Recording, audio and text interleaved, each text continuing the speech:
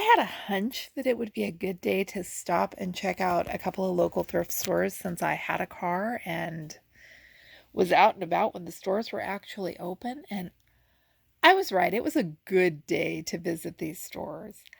I'm Michelle. This is my romantic tangle, and this is my crafting haul from today's thrift store visits. I got a lot for $13. Stop number one was the Friends of the Library bookstore. I found some nice needlework books there the last time I visited, which was almost a year ago. This is not a library that I have a card at, so I have no reason to be there except to visit their bookstore. The first thing that caught my mind was the Beatrix Potter needlepoint book. This one is fun, and it's got some things in here that aren't needlepoint. So it will get its own review video soon. I'm excited about this one. It was buy one book, get the second one of equal or lesser value free. So as soon as I decided that Beatrix Potter was coming home for me, I saw the American People's Cookbook. I love old cookbooks. I like them for the recipes, and even more than that, I like them for the artwork. And this one has got fabulous little line drawings. So I knew this was coming home with me too. Then I found the Quilting Manual New Designer's Boutique, more than 300 patterns for quilts, how to make quilted bed covers, clothing, fashion patchwork, applique machine quilting, and superb ideas for beginners and collectors.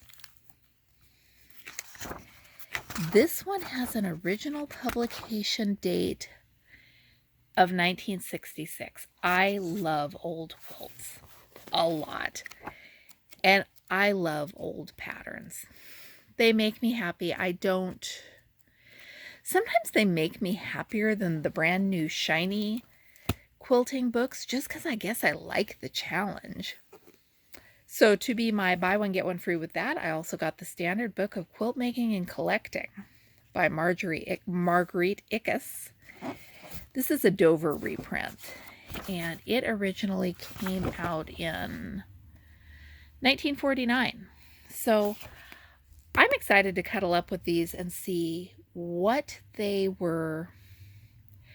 were talking about quilting in 1949, because I love old quilts. I like new ones too, but I love old quilts. And the old guy working in the store had to tell me about the free box. They had a needlepoint book, so it came home with me. I'm not entirely sure why. And also the Better Homes and Gardens Casserole Cookbook. I like casseroles.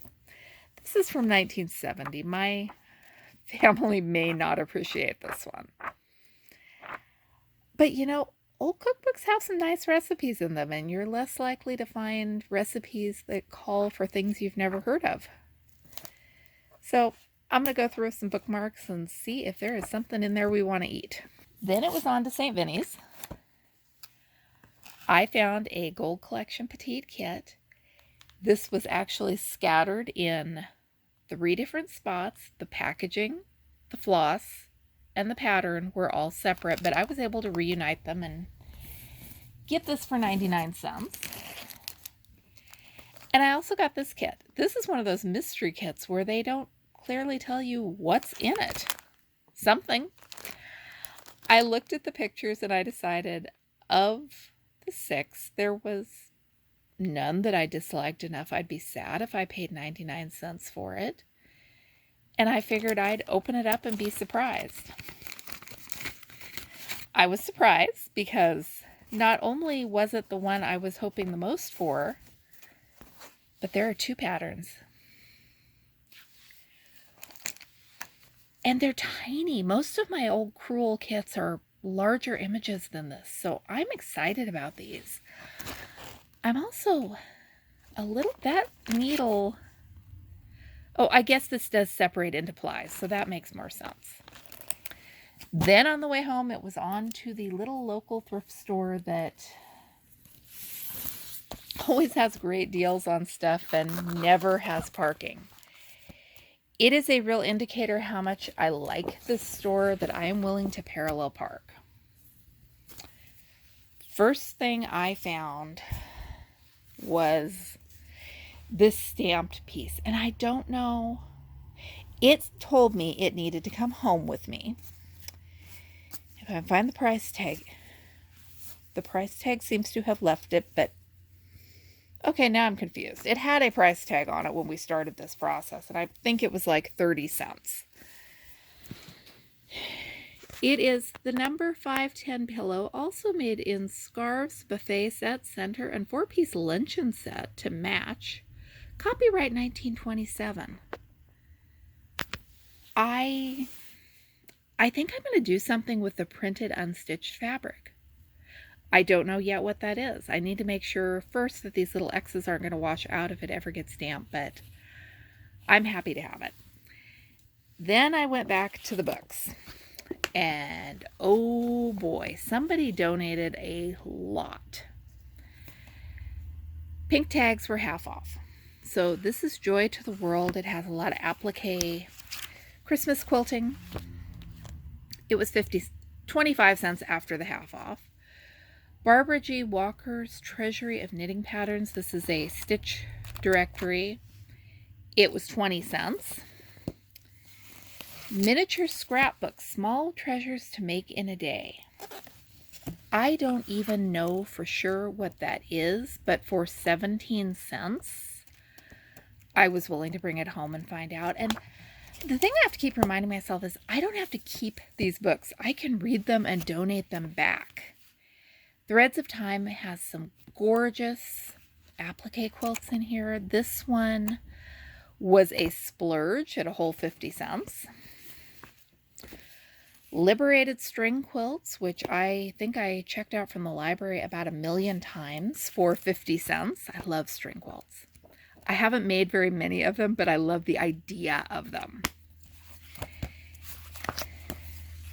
The Affirma book, which was 35 cents, and this is vintage images that are made to cut out and use. So I'm still excited about the idea of junk journaling, and I think I needed this for that.